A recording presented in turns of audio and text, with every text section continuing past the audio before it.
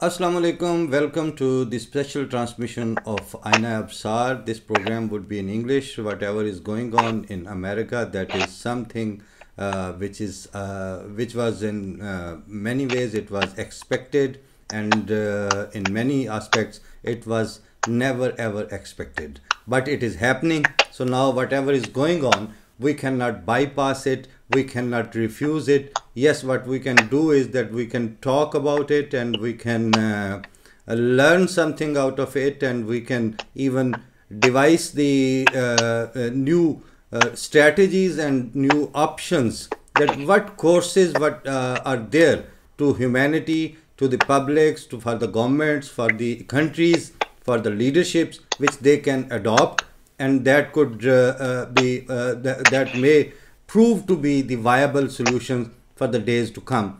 And as far as whatever is going on, whatever happened on 6th of January in Washington DC, that is not something just to call it just an event happening in any capital. No, it was more than that. For this sort of special transmission, today I have Dr. Steve Kelsey with me from UK, London, and Mr. Christopher Duffy from New York, USA. Christopher Duffy is also the correspondent and our contact person of Aina Absar from last 2 years in USA, and Dr. Steve is new entry and a real, I can call it the blessing in disguise for us. He is his doctorate is in psychology, but he can handle, and he can entertain, and he can speak about lot of issues. But whenever I had the chance and opportunity to talk to him, I have learned something new for me. I welcome to both of my friends in this show. Welcome Dr. Steve Kelsey, and welcome Christopher Duffy. Hi, thank you for having us. Thank you, and welcome everybody as well. Yeah, and I think so that we should start our intake from Christopher, because he is there in America. He may be the voter of any party, but voter is secondary. First is he is an American. Welcome. And Steve, what's going on? Christopher, what is going on there? Well, I think you said it best in your introduction. In some ways, this was something that many people could have expected to happen as an inevitability. But in many ways, people never expected that the Capitol would be stormed by groups of protesters and rioters. So we see this complex situation arising. You have, very far right-wing groups that have kind of been pushed to the extremity of their party, and those are the groups that are being encouraged. So you can see this divide happening, and in many ways, people knew that this was a powder keg that might burst at any time. But looking through the history of America, maybe you'd have to look 200 years to see a time when the democracy was this undermined in our country. So the situation is complex, and I think we're all figuring it out a little bit. Whatever was happening there, I was just talking to some friend in Pakistan. I told him that it happened in Washington DC, no doubt, yes, but it is happening in America, but happening with humanity. What do you say, Steve, about this comment, or how do you take it? I think the majority. So yeah, a question really to Christopher. Yeah. About the whole situation. Do you think the events of last Wednesday were the finish of the situation, or really the start of a more diverse, a more chaotic and maybe problematic situation? So a lot of people, I think, in UK are sort of saying it's happened, it's done, and things will maybe move on. But looking at some of the news, it looks like maybe more things may happen. So what's your sense, Christopher, from the US? You know, I think most people in America would like to say that this was a one-off situation, and these groups that are involved in the rioting don't represent the majority of Americans, and that's true.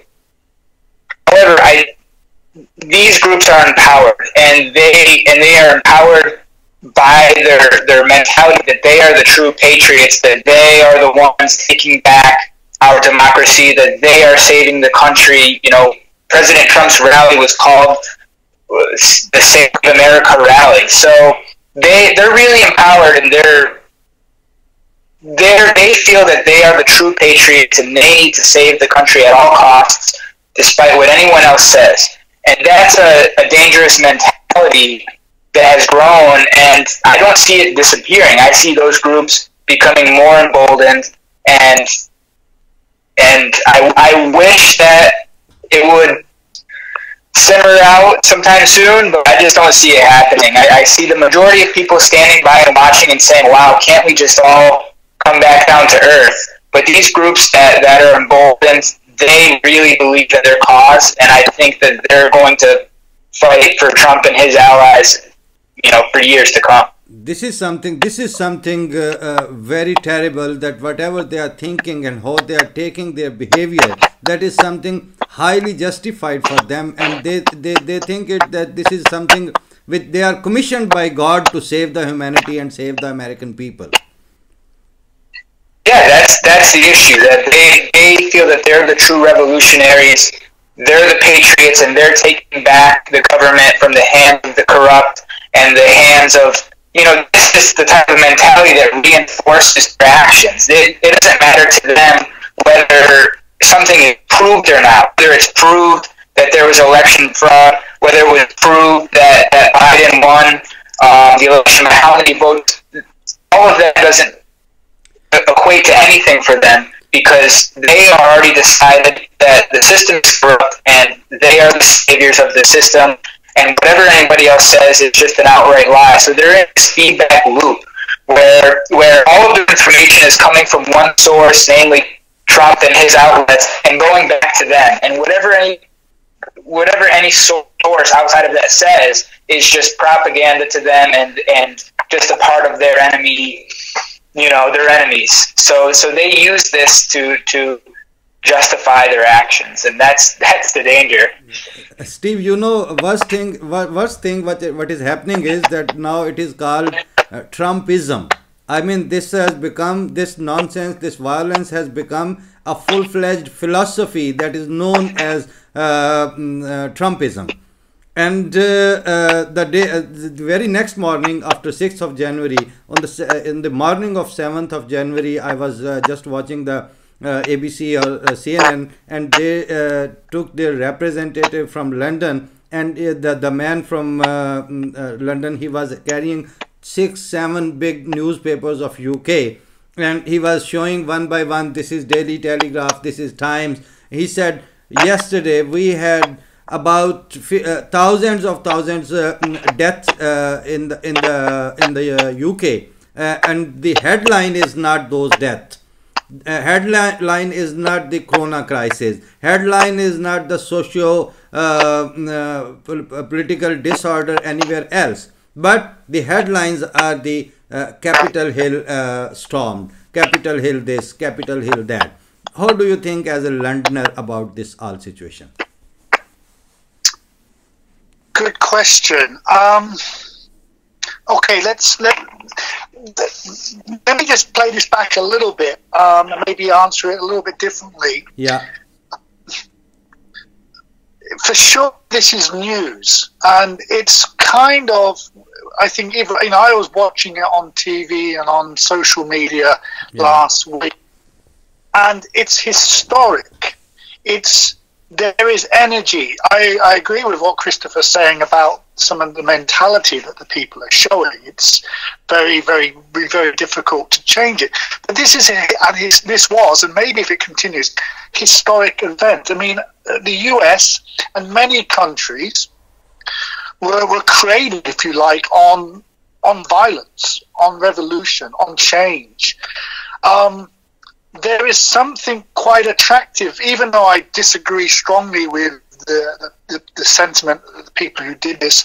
And obviously, the people who got hurt and killed is tragic. Yeah. But this kind of exciting news, so it's no wonder that maybe the tragic situation of people dying of COVID in the UK, etc., is on a back burner for what is a historic event. And if it continues is another question, but I'm not surprised. We've been living with COVID in the UK for nearly 12 months, and it's not gone away, and it's hard, and it's all sorts of issues. Yeah.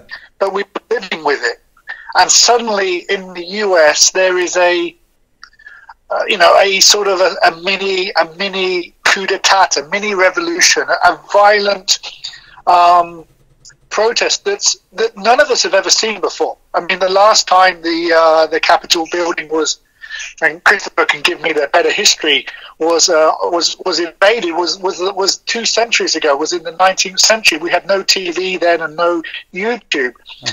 So it's not surprising that we are all fascinated with what's going on in the US, because it is unprecedented for the US, at least since we've had social media and TV. So really agree. Another question or another comment. Yeah. I grew up in the UK in the 70s. Yeah. And we had not the same riots, but we had quite a few riots in the UK in inner cities. Generally in poor areas of the inner cities, often where we had high concentrations of people of colour. Yeah. And even as a young man, as a young teenager, they were criticised strongly by the press and the media. Yeah. They were, people got hurt. There were some tragic incidents. However, it led to some change, and maybe some positive change. And a question really to Christopher, hopefully this will simmer away, but I think maybe the events of last week could lead to the US doing things maybe a little better. I guess a lot of the people who supported Trump or who support Trump are disaffiliated, alienated, maybe they're struggling with work. The economy of America over the last 50 years has changed. These Rust Belt communities, these industrial communities, I guess, are struggling and hurting financially and socially. Maybe the events of last week, and there's a question to you, Christopher, really, could you see it becoming a catalyst for some positive change in the US? Thank you for that question, Steve. I really appreciate your optimism there. It's been hard, I think, for Americans to remain optimistic about what positive outcomes could arise out of this tension that's happening in our country. I do see some rays of positivity happening all the time, and I think it's important to focus on those things. This year was big, for the whole of America as far as civil rights goes. It's also in England as well, and maybe you can comment on that. There's been certain civil rights issues such as murder by police and healthcare and different issues that have arisen in America that have become very popular, and it's kind of this minority of very far right-wing parties that are supporting this Trumpism, as Tahir mentioned. I do see positive change as being possible. but it's only possible if people can remain collected in their thoughts and can remain calm within the democracy. How can you have positive change when one group wants to storm the legislature and capture its members and tear down the whole system? You can't have positive change under those circumstances. So the best thing that could happen for our country is that both parties develop a sense of collectiveness and calm and say, okay, we have a lot of divisions. We need to be able to respect each other. We need to return to civility. And then of course positive change can happen. And I do see that is the will of majority of Americans. Here, would you allow me, Christopher, to interrupt you for a minute? Because when it was happening just in the evening of the 6th of January, I just immediately called to one of my friends and senior. She's there working with the World Bank as a consultant. So I called her, and out of courtesy, I asked that, are you okay, and are you out or at the home? So she said, no, I'm at home and I'm watching everything on television. She said, and that one-liner is stuck in my heart and mind from that very moment. She said that immediate after that, when President-elect Joe Biden came on TV and he said, this is not America. This is not us. She said, what the hell is this? They are American. First place, you should accept that, yes, we and Americans are doing this. I mean, if you are wrong in the issue identification, then your remedy, your prescription should never be working. What do you think? What is your comment? It's hard to admit, but that is America, especially now, and that's why Trump is the representative of the American people. That's the thing what I was trying to highlight, because in Pakistan we have a parallel like this. Whenever there's something happen that is not below the dignity, below the humanity, something like murders and whatever, after that people, the leadership come and they say, they cannot be Muslims, they cannot be Pakistan, but they are. It's easy to want to disassociate yourself, from these extreme sides, But I think you're correct. We have to face ourselves in the mirror and say, this is us. What has got us here? If we can't look in the mirror, then how can we know what has got us here?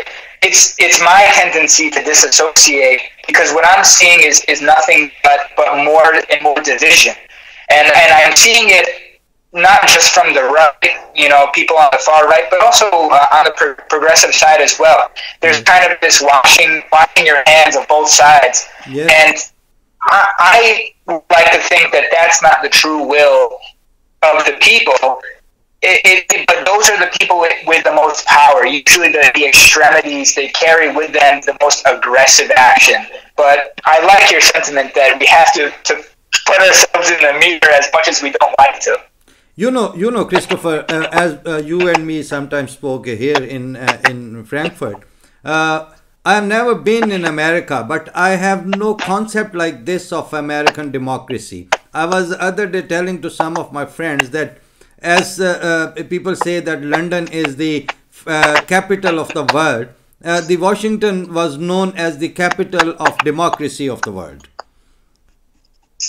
Well, America is known as the great experiment in self-government. That is America's claim to fame, that we establish self-government. A government that is for the people, by the people, and that is America. Yeah, this time, forgive me, Christopher, that this time President Trump was BUY by the people. He does, I don't want to disenfranchise him completely, because I think that there are a lot of people, especially in the interior of the country and outside of cities, that really believe in his message, because he's a person that comes from the outside of the political system, so to speak. I don't necessarily believe that, but he's not a career politician, and and he has this, charisma about him that people do resonate with, especially in rural areas, because they feel like they've been left behind by the progressive parties who don't necessarily represent their traditional values. I don't want to discredit them at all, because I think it's important to listen to what they really need and want. So I think that they're not just something that will blow over, and they're not something that can be ignored by any means. It's just we all need to reassemble. And there's a documentary online called "The Death of American Civility," and that concept sticks in my mind more than anything, because we may have had problems with self-government and with democracy itself. Okay, democracy is rife with problems. Okay. But it's the death of civility, which is the true death of democracy in our country. And allow me to invite Steve into the situation, because Steve, you are in the midway. I'm from the east, and he is sitting at the place. I'm in Christopher, and you are in London. You're also both ex-colonies, which is a very bad thing for me to say. But that's a strange situation as well, if you think about it. Pakistan when it was part of India, and obviously the US when it was. You are both ex-colonies of the British. Yes. Just 5 years ago, we were the first cousins of American. I know it. So, unfortunately, okay, in the US example, through revolution, you threw us out, and thank you for doing that. And in the Indian and Pakistan situation, maybe not a revolution, but I think you helped basically to get rid of us as well. So we're in a. You imagine the situation in England, 400 years ago, or 50, 60 years ago, when we were facing insurgency, if you like, yes, from the native populations, whether the US or from the Indian subcontinent. Yeah. We dealt with it, often atrociously through massacres and all sorts of terrible things.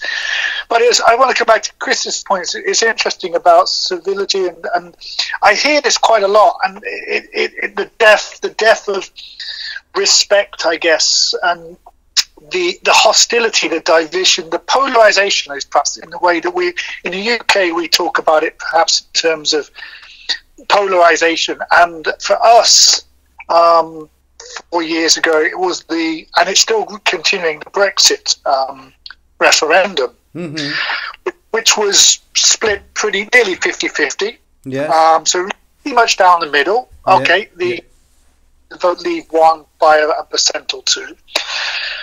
But it had, and I think it still does, continue to polarize the nation. And therefore, I guess that sort of well-mannered debate and conversation becomes harder. It becomes harder. It is happening. Yeah. It's becoming harder. Yeah. How could you have a reasonable debate with somebody who was, protesting at the Capitol in the US a week ago? Of course you can, but it's hard if people are doing things that you feel very, very unhappy about. When you feed and spoon feed the intolerance and exclusionary approach to your public in the name of public interest, then it is really hard. Well, you're right. You've got to remember, people are benefiting from this polarization. Yeah, they are. This is, I'm not a massive conspiracy fan, but this is partly orchestrated, I would suggest, by individuals on various political and social and economic positions and beliefs. Yeah. I think all of us are being sort of influenced by things that maybe we're not aware of. So we are feeling more hostile and more happy and more alienated and maybe more aggressive. I'm sure the Trump supporters have been fed this for more than 4 years, for probably many, many years. No, it was happening so. It was. But I want to inform both of you with this special reference that whatever I have started, I am very much new into this new program in English, And both of you, I'm thankful to both of you that you participated, and I have planned to further keep it on, in such a way that you giving your input in and at your level. And I would be just, this format is new for me, and my audience may be new for you. For my audience, this is a new program that is in English. And for you, both of you are the European or American, British or American, but for you, maybe the audience would be something strange. But we have to melt this ice from the both ends, and we would try it to continue. I am really thankful to both of you because it is now more than 25 minutes. So I think so that we would try to continue this with both of you. I'm really thankful to Christopher from New York and to Steve from London. Thank you. Thank you. Okay, then I would call you and we would be in touch in future. And I take leave from my audience and from my viewers, because this was our approach, because I've already talked in English, in Urdu program, I have talked in Punjabi program, and because this was something happened with the English speaking community, with the English speaking people from America, so I thought it worthwhile that it should be in English. So let's hope for the best, and if my Urdu and Punjabi speaking audience find it okay with them, it would be very much clear from their views and their responses and their comments and likes. So I would understand that how we should continue it in future, and how my guests would be welcomed in a tangible way. In that case, when we get the feedback, we would plan something new for you, maybe on alternate days, maybe on alternate weeks. So it would happen inshallah in future. Take care, and fi amanallah. Assalamu alaikum wa rahmatullah.